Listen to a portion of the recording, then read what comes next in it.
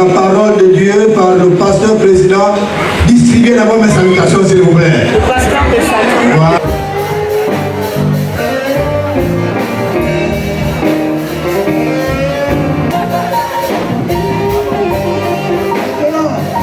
Est-ce qu'ensemble on peut se lever pour accueillir le pasteur président?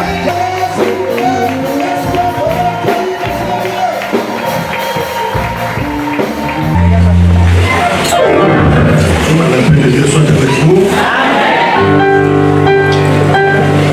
Je disais que la paix de Dieu soit avec vous.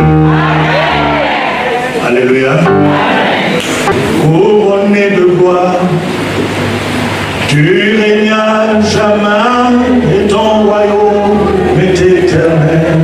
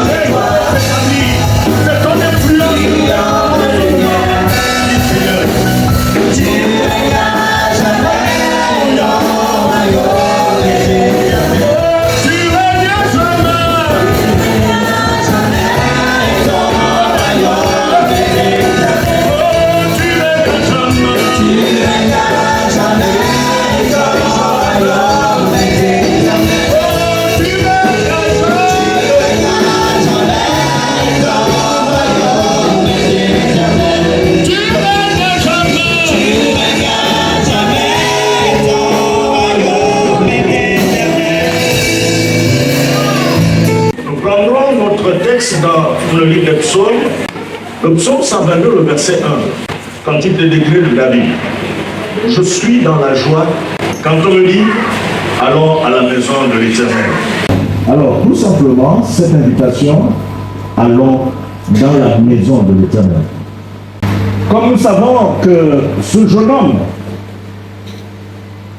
qui a été pris, n'est-ce pas, derrière ce troupeau, qui deviendra plus tard roi, était quelqu'un qui appréciait célébrer Dieu. L'activité principale, c'était de veiller sur le petit troupeau ou le grand troupeau de sa famille, de son père. Mais sûrement, à une période où le troupeau se reposait, il prenait son instrument pour célébrer Dieu. Les destins de Dieu, ou les destins de l'homme, dois-je dire, sont entre les mains de Dieu. Peu importe ce qui peut arriver, ce que Dieu a décidé de faire, ça peut être retardé, mais ça s'accomplira toujours. Donc on penserait, mais oui, j'avais 15 ans, je suis convaincu que c'est Dieu qui m'avait dit ceci. Aujourd'hui j'en ai 40. Mais pourquoi ça ne vient pas? Mais si Dieu réellement apparaît, ça arrivera toujours. Si ça doit arriver dans ta maison, eh bien, même si tu es parti, ça arrivera. Alors ce jeune David ne savait pas qu'un jour il pouvait être à la tête de la grande nation d'Israël.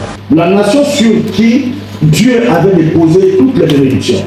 Donc, il y aura toujours des bonnes raisons de célébrer Dieu. Et ne pense jamais que célébrer Dieu, c'est seulement chanter.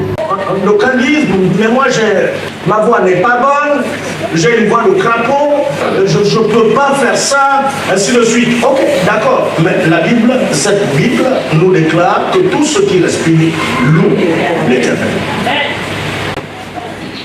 Vous comprenez, n'est-ce pas, le genre de personne ou de personnage que nous avons dans la personne de David, quand il déclare « Je suis dans la joie », quand on me dit à moi, non pas à nous, c'est une chose personnelle, c'est un engagement personnel, alors il déclare « Pour moi, je suis dans la joie ». Quand on me dit à moi « Allons dans la maison de l'Éternel ». Quand David dit « Je suis dans la joie », quand on me dit « Allons dans la maison de l'Éternel », est-ce que ça peut réellement être une exclamation à moi? Serais-je capable de déclarer cela? C'est quoi cette maison de l'Éternel? Mais bien aimé, la maison de l'Éternel dans la Bible, c'est sa demeure. Donc l'endroit où habite le Seigneur, où il est présent, c'est là où il est présent. C'est sa présence. C'est en premier lieu la maison de l'Éternel dans l'Ancien Testament. C'est son temple, le lieu de sa présence. Pour nous les chrétiens de la Nouvelle Alliance, on pourrait dire que c'est l'Église. Vous devez comprendre l'importance qu'avait le peuple de Dieu. Lorsqu'il sort de l'Égypte, le peuple n'avait pas de temple. Il n'y avait pas de temple, ça n'existait pas.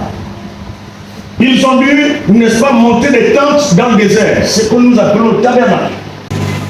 C'est dans le désert que Dieu va commencer à organiser son peuple.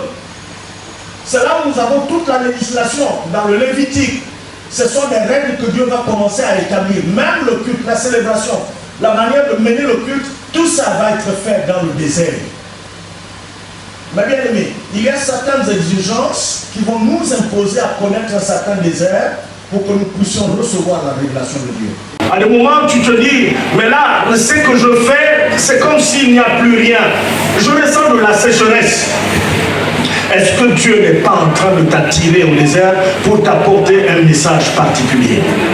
Toutes les situations par lesquelles je pourrais passer ne seront jamais pour un enfant de Dieu des situations fortuites. Dieu a le plein contrôle. Surtout, il nous faudrait... Voici ce qui arrive aussi facilement dans notre langage. Dieu m'a abandonné. Dieu n'abandonne pas. Souvenez-vous de l'appel de Moïse.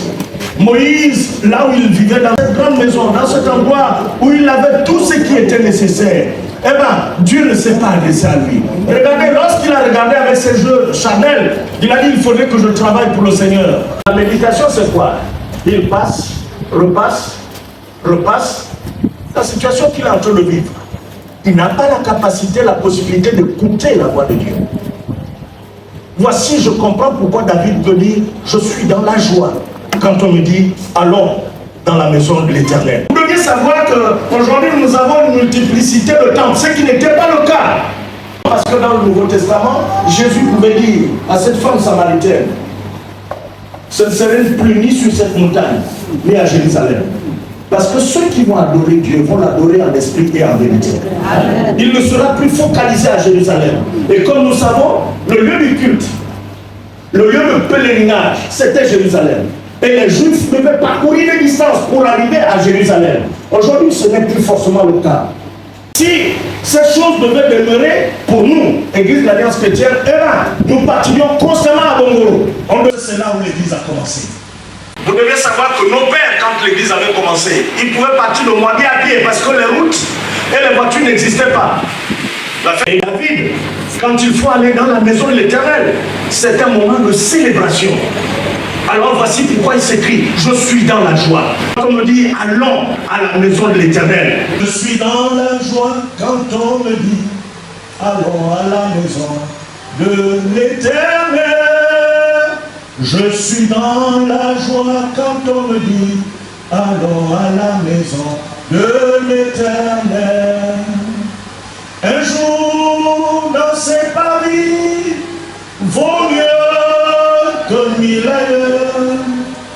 Un jour dans ces paris vaut mieux que 1000 ailleurs. Je suis dans la joie quand on me dit, allons à la maison de l'Éternel.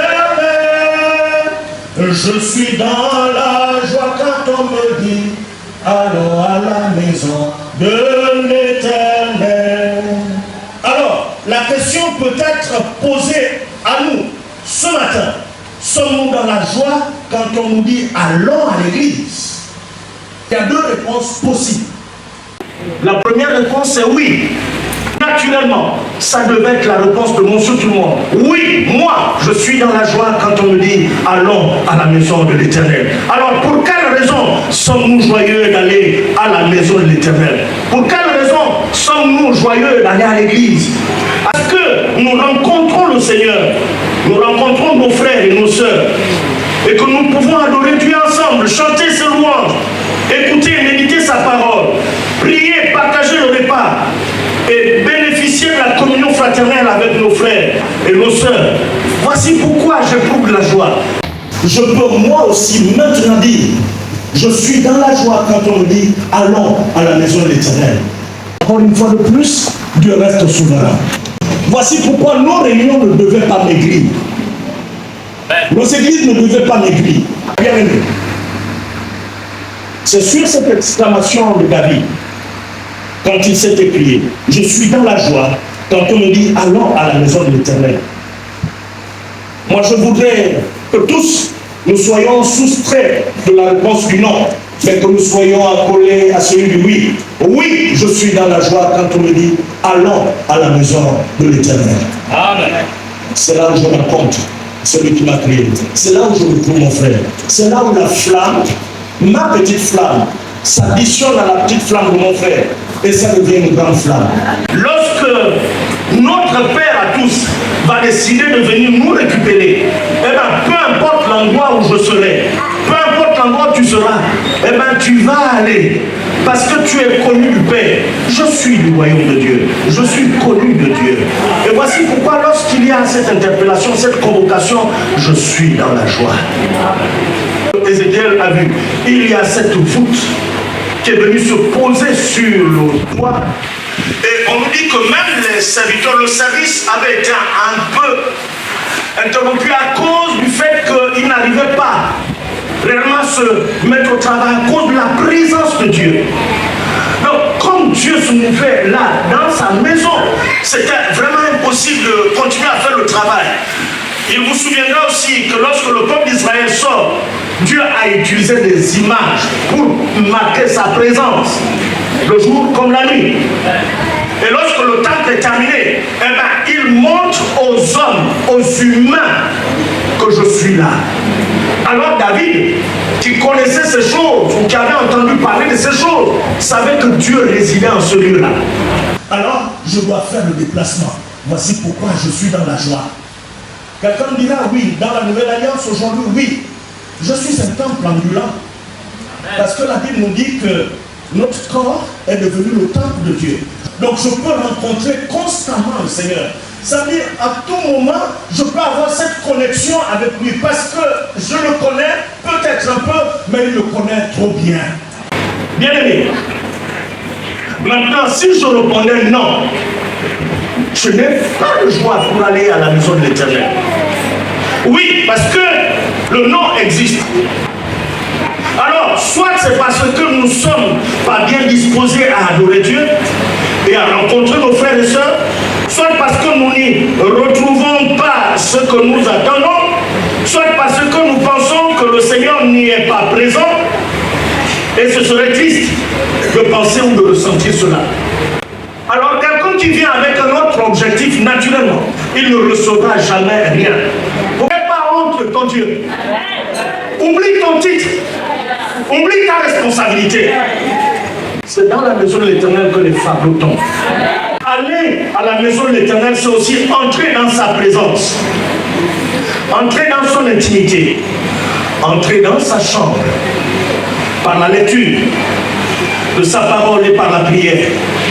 Voici pourquoi je peux moi aussi maintenant dire, je suis dans la joie quand on me dit, allons à la maison de l'Éternel. Que Dieu bénisse sa parole.